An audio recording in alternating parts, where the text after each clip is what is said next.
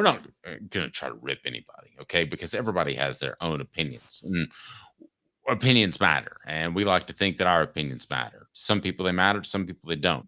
Quarterback situations in the SEC. Our good friend Connor O'Gara, who does a fantastic job at Saturday Down South, ranked Tennessee's. And I thought this might surprise Caleb at our 3:45 a.m. production meeting. So I said, where do you think they are? And he said, probably top 3. And I said, no. He said, probably top 5. I said, no.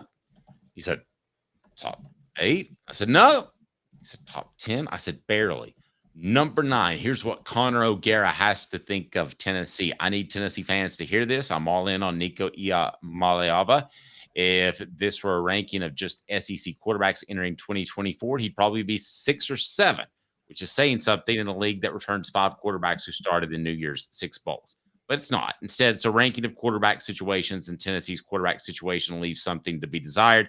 Gaston Moore looked great in the spring game, and I get that he's entering year 5 in Josh Heupel's offense, one at UCF, 4 at Tennessee. He's also a former walk-on with 4 career passes versus Power 5 competition.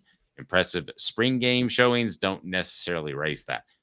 Amen to the second half of what Connor O'Gara wrote there. However, I do think Gaston Moore is a nice little luxury to have in case something were to happen to Nico. And then I think Merklinger is the other factor that wasn't mentioned in here. He is a highly regarded guy that if Tennessee had a game on Saturday, Moore might be the second stringer. But if Tennessee has a game in September, which they do, Jake Merklinger is going to be the backup, okay? That's what's going to happen. And so I think Gaston Moore, his showing in the orange and white game is just that. It's neat. That was his Super Bowl, but it's going to be Merklinger if something happens to Ia Maleava. Before we get into that a little bit deeper, or I want to get into that a little bit deeper, but then I want to talk about the quarterback rooms in the SEC that are better than Tennessee. Caleb? Yeah, so let's go down the list real quick, and I'm just going to say it. Okay, so I actually have no problem with number 1. Texas should be number 1. Quinn Ewers, Arch Manning. I mean, who's really going to say that they shouldn't be number 1? I'm going to go ahead and tell you I have no problem with anybody returning a starter from last year, which would be 5 teams. Oh, I'm not going there, and I'll tell you why. Alabama has no business at number 2. I don't care what you guys think about Jalen Milroe. He is not a fit for Kalen DeBoer's offense. This is not a good match. I know where you're coming from. And at the end of September, I think that we will completely agree that Nico is far better than Jalen Milroe. But if I were doing this list, I would have the 5 guys with full-timer returning starters as my first 5. That would be me personally. But you're leaving out. It's not just about him being a returning starter. He's not a returning starter in this system.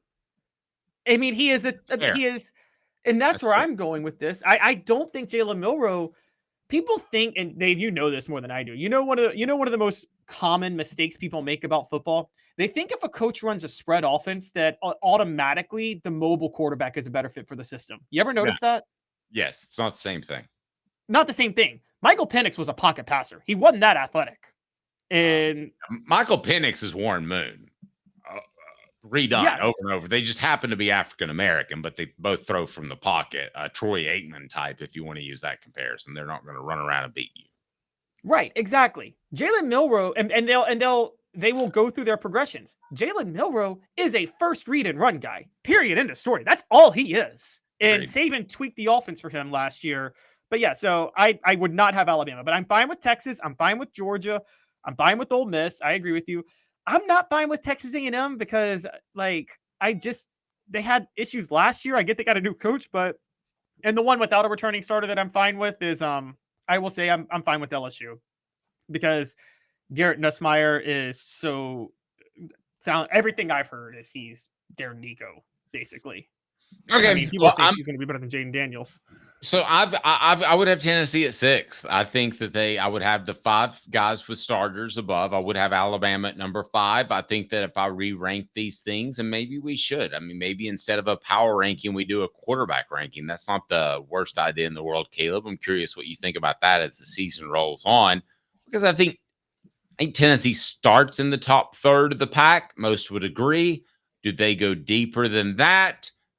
I believe they do, but Caleb, we don't know for sure until we get into late September or on October.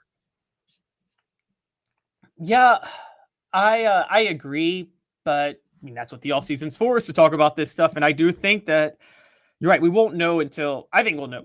Look, with Nico, we're going to know. People who cover Tennessee already know. Casual Tennessee fans will know by week 2 after NC State. The nation's going to know about Nico after Oklahoma. Dave, I told Jimmy this last week. You probably remember it. Do you remember the 95 Tennessee-Arkansas game where Peyton Manning lit up Arkansas? And Yes. that got the nation talking about Peyton Manning.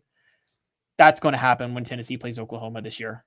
I think Josh Heupel at the end of September, with all eyes on Tennessee, Oklahoma, because I think that's the only marquee game that weekend, he's going to want to light up Oklahoma because of what they did to him. And he wants Nico to burst out into a star. I'm telling you right now, after Tennessee, Oklahoma in September, the entire nation is going to be talking about Nico as the Heisman candidate and the Heisman frontrunner. Okay, so I would have Tennessee 6 behind 5 starters. In other words, I've got them the top quarterback room that doesn't have a defined starter. You would have Tennessee where? Top quarterback rooms without a defined starter, I would actually have. No. You can include with a defined starter. So if you with a defined starter, you want to give Jalen Milroe the big middle finger, you can do that. I got them 5th. I've got Ole Miss, Georgia, Texas ahead of them, and then one team without a defined starter, returning starter, LSU. I've got them ahead of Tennessee too. I don't have Garrett Nussmeier ahead of Nico. I will say that, but I would say I have AJ Swan ahead of Jake Merklinger. So that good post about Amaro. I do not fear the Oklahoma game for some reason. I don't either. I just think Tennessee's going to win that game. I don't know why. Maybe we'll get into games that you fear. Because Josh Heupel is going to do what Eli Drinkwitz did to Tennessee last year. He's going to do everything he can to light up Oklahoma. Yeah, but let's leave them wanting more.